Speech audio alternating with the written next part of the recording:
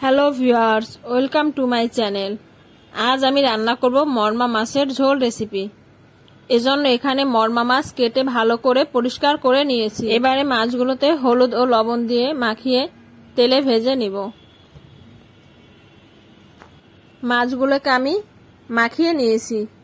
এবারে একটি ফ্রাই প্যানে পরিমাণ মতো তেল দিয়ে মাছগুলোকে ভেজে নিব।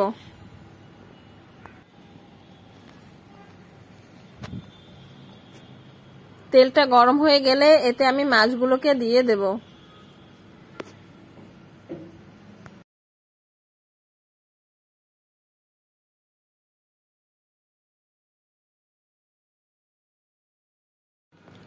মাছগুলোর এক পাশ ভাজা হয়ে গেছে, এবার আমি মাছগুলোকে উল্টে নেব।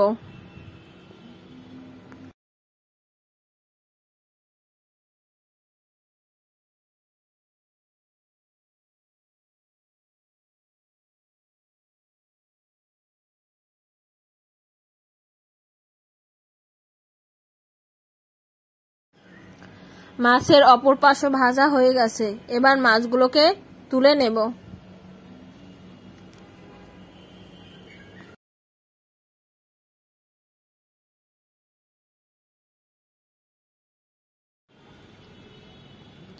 এবারে ফ্রাই প্যানে আরেকটু তেল দিয়ে দেব।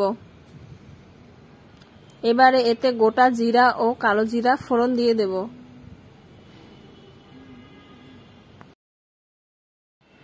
এবারে এতে দিয়ে দেব 1 চামচ জিরার গুঁড়া, হাফ চামচ হলুদ গুঁড়া, 2 চামচ মরিচের গুঁড়া ও লবণ।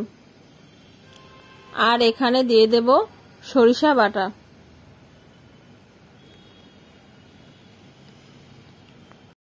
এবারে মশলাটাকে কষিয়ে নেব। মশলাটাকে বেশি সময় কষানো যাবে না।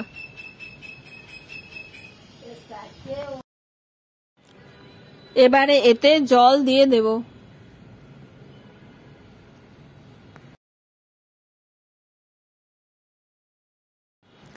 ঝোলটা ফুটে উঠলে এতে মাছগুলো দিয়ে দেব।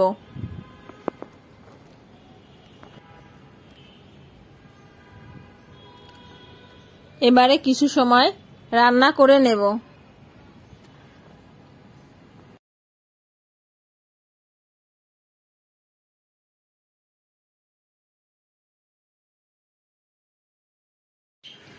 রান্নাটা আমার প্রায় হয়ে এসেছে।